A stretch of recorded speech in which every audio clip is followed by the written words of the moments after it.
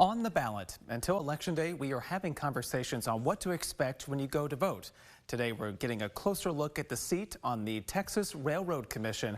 That commission has no jurisdiction or authority over railroads in the state. Instead, it focuses on natural resources and the environment, like regulating the state's oil and gas industry. Joining us this afternoon is Alejandra Martinez, who is an environmental reporter with the Texas Tribune. Alejandra, thank you so much for being with us. We appreciate it. Thank you so much for having me. So this seat on the Railroad Commission, this is something that every registered voter in Texas will get to decide on. So I think it's important to highlight what the responsibilities are for someone who sits on this commission. Yeah, so the Railroad Commission regulates the state's oil and gas industry. That is one of the biggest fossil fuel industries in the world. And it's because of that reason that people are calling this race one of the biggest environmental climate races in the country. You know, the agency regulates oil and gas extraction and waste, pipelines, natural gas utilities. It's inspecting wells, enforcing safety rules for pipelines, and it really decides which oil and gas companies get permits, fines, among a lot of other things. There are 3 Republicans currently leading the Railroad Commission: Christy Craddick, the incumbent for this election, Wayne Christian, and Jim Wright. These commissioners serve 6-year terms, and they're staggered for every election. So every 2 years, there will be a seat on the ballot. And I guess I also will add that when you vote for the Railroad Commission, you are essentially also voting for the economy, or you have the economy to consider. In 2023, Texas broke record by producing more than 40% of the nation's oil. So the oil and gas industry has a huge influence on the state's financial health and job market. Yeah, this has such far-reaching effects for our state. And you mentioned there the incumbent in this race, Christy Craddick. She's been on the commission since 2012. She's seeking another 6-year term and right now is serving as the chairman of that commission. But what is her re-election campaign focusing on this time?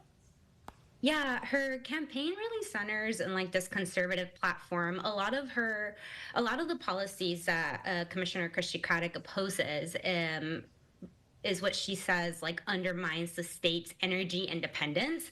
So during her time in the commission, she's fought against federal regulations that would, she said, kill jobs or stifle energy production and growth. Some of those are the Good Neighbor Rule, which enforces regulations on emissions that travel through state lines. Some of those have also have been a designation, an endangered species designation for this dune sagebrush lizard. And this is an endangered lizard that lives in the land in West Texas where these oil and gas companies produce.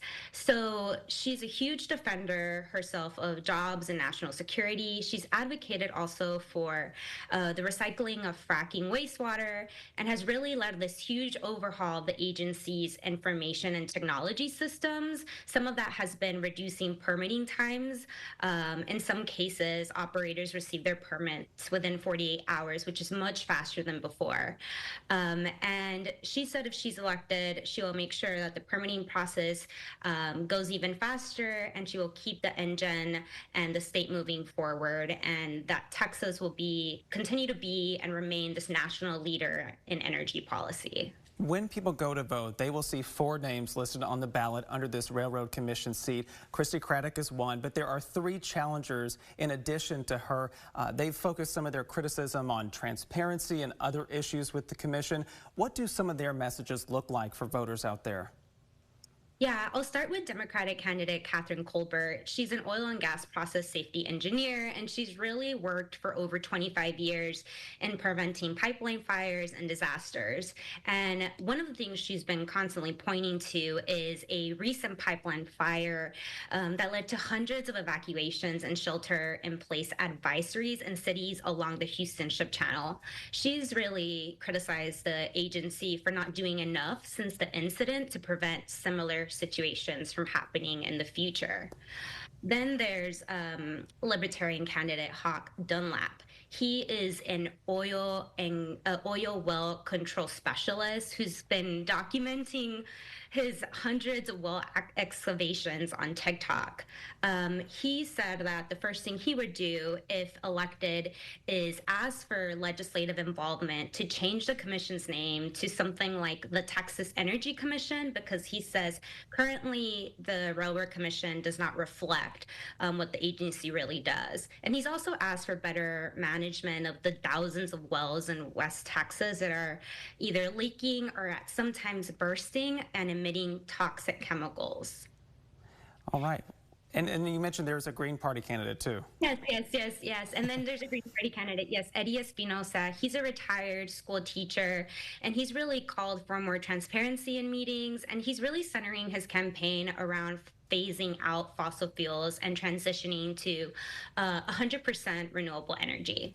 Right before we go, I just want to ask you really quickly, a lot of discussion has happened about the quality of groundwater and protecting that, particularly from what are known as orphaned wells.